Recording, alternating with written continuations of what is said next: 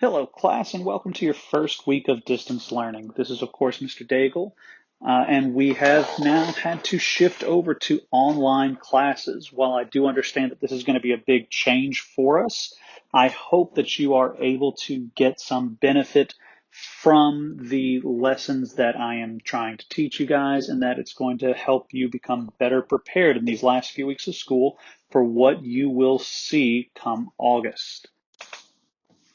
Just a few reminders before we get started, though. If you need anything, if you have questions about a class, about an assignment, or just about what is happening in general with the school and the school year, please don't hesitate to reach out to me. I am here to try and answer your questions. I want to help you guys as much as I can. So with that, let's move into some of the announcements, reminders, and procedures for this semester. We do still have 5 weeks remaining in this semester, and each week you will have a new assignment posted to complete. They will be posted Monday every week, and they will be due 5 days later on Friday. Assignments will be graded after the due date on Friday, and then a grade book on JCampus will be updated weekly after the due date. So what is the work going to look like this semester?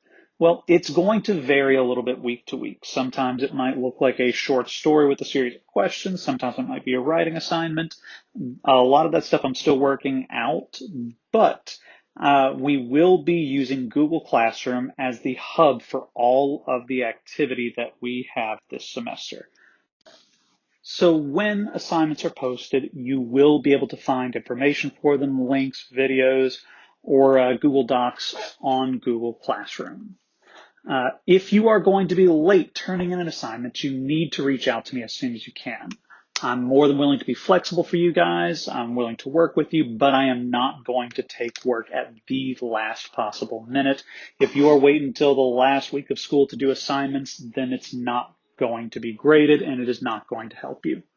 The purpose of this is to give you a chance to remediate your grades, to prepare for next year, and to take some initiative in your learning. So you're going to need some self-discipline. Manage your time wisely.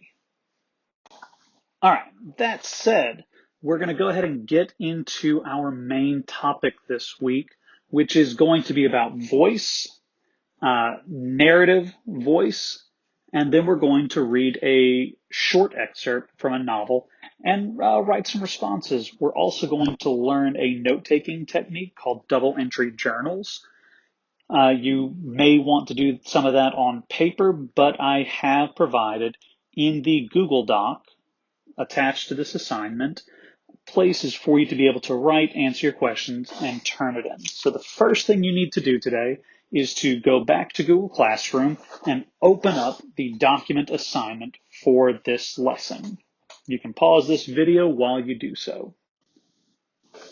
All right, so what do I mean when I say voice? Well, let's ask a question to ourselves first.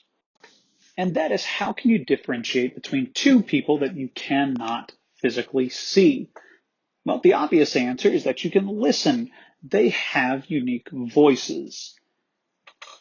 But what about in a situation where we only have their written words? We can neither see nor physically hear that individual.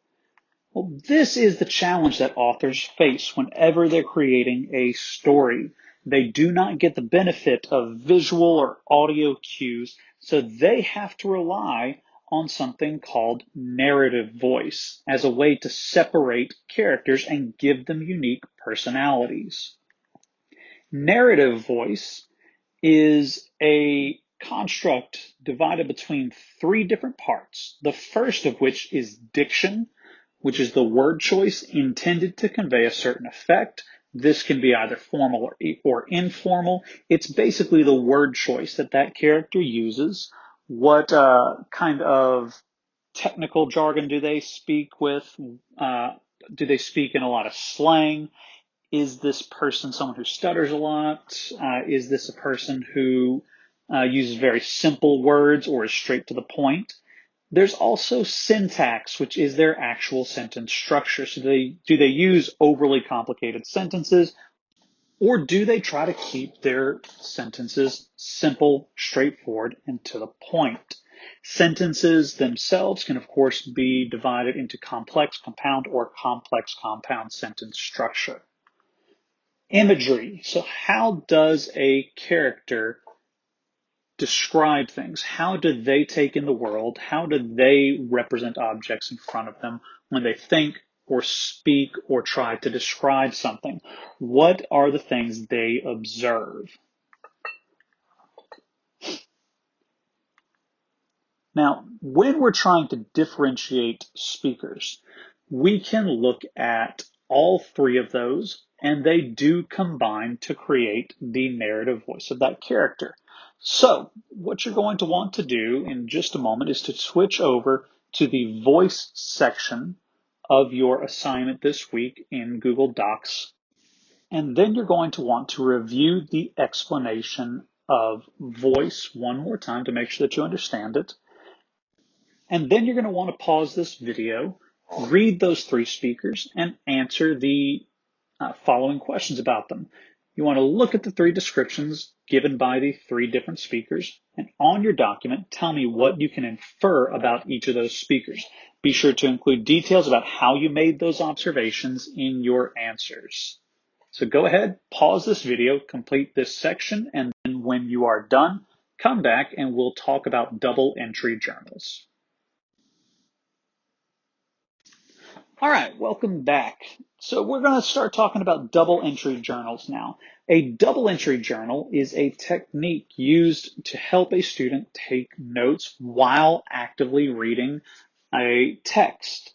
What you do is you create two columns on a sheet of paper. In the case of this assignment, I have sections set out for you in the Google Doc.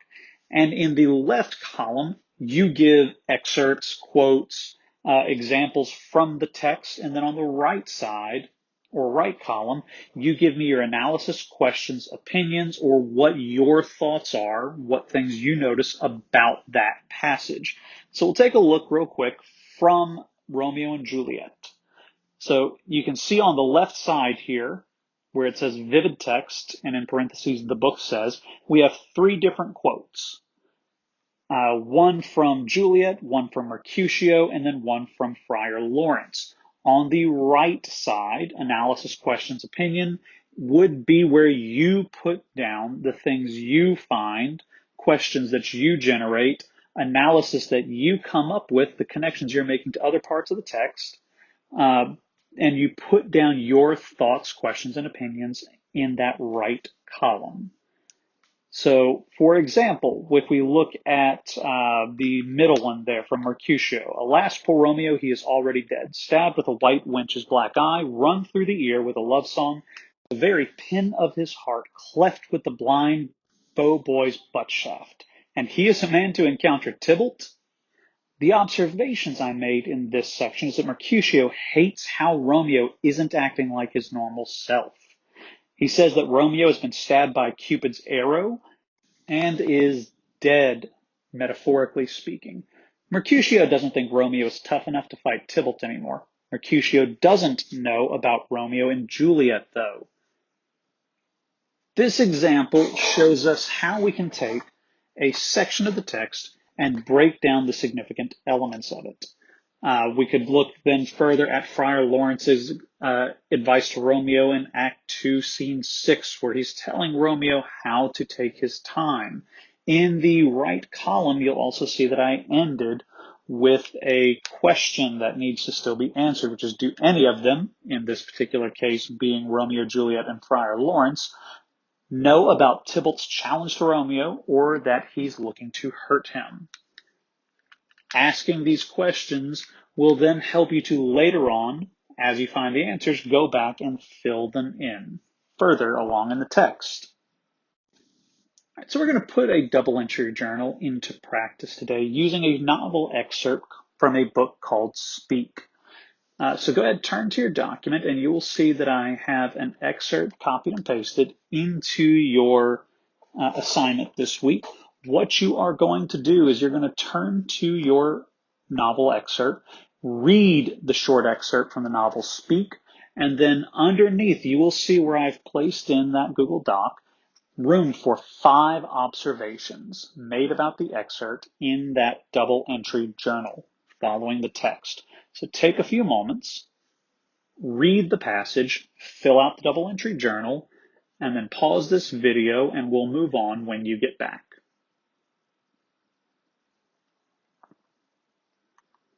Now that you've finished your first reading and your entries in your double entry journal, I want you to go back and reread the text one more time and then answer the 4 questions following the text.